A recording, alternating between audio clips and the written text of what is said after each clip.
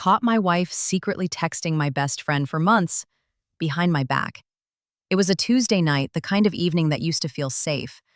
Emily and I were curled up on the couch, half watching a baking show we'd seen a dozen times. Her head was in my lap, and I was idly braiding a strand of her hair, something I'd done since we were teenagers. Back then, we'd stayed up until 3 a.m.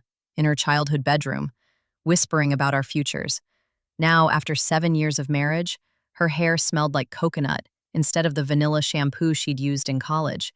A small change, innocent, until it wasn't. Her phone buzzed on the coffee table. She stiffened. "Work email," she muttered, untangling herself from me. She scooped up the phone and retreated to the bathroom, locking the door behind her. The shower turned on. This is normal, I told myself. She's been stressed about that promotion. But my stomach twisted anyway.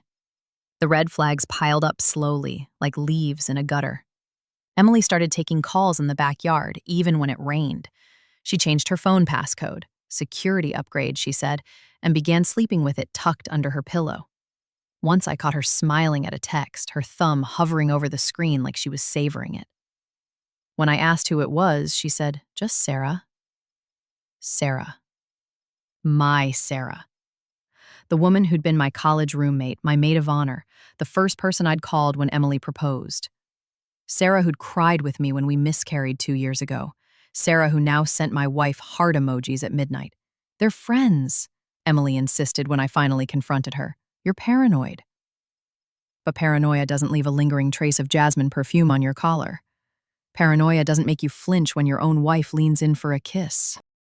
The betrayal happened on a Thursday. Emily forgot her phone on the kitchen counter while she showered. It lit up with a notification. "Sarah, can't stop thinking about last weekend. When can I see you again?" My hands shook as I typed in her old passcode, our wedding date unchanged. The messages stretched back months. "Emily, I miss you already." "Sarah, we shouldn't. Lauren can't find out." "Emily, I know, but I can't lose you." There were photos. Emily's hand clasped with Sarah's under a cafe table. A selfie of them laughing, foreheads pressed together. Plans to meet at a hotel downtown while I was at my sister's baby shower. I sank to the floor, the tiles cold through my sweatpants. The shower stopped. "It wasn't physical," Emily said, her voice steady in a way mine hadn't been in weeks. "You're lying." She hesitated. "Once, but it didn't mean anything. It was just confusing. Confusing." The word punched through me. 7 years of shared Christmases and inside jokes and lazy Sundays, confusing. Sarah sent a wall of apologies over text. "I never meant to hurt you, it just happened." I blocked her number. Emily slept on the couch. I cried into the pillow that still smelled like her. Now, 2 weeks later, Emily keeps texting me from her mom's house. "We need to talk. I'll do anything." I haven't answered. Last night, I uncorked the wine we'd saved for our anniversary, drank 1 glass, poured the rest down the sink. Today, I found the charm bracelet Emily gave me last year. "Each bead is a memory," she'd said, and dropped it into a donation bin. But this morning, I also caught myself humming our song while making coffee.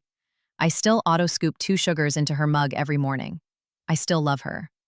Today, her text read, "Can we meet? Please?" I haven't said yes. I haven't said no. TLDR.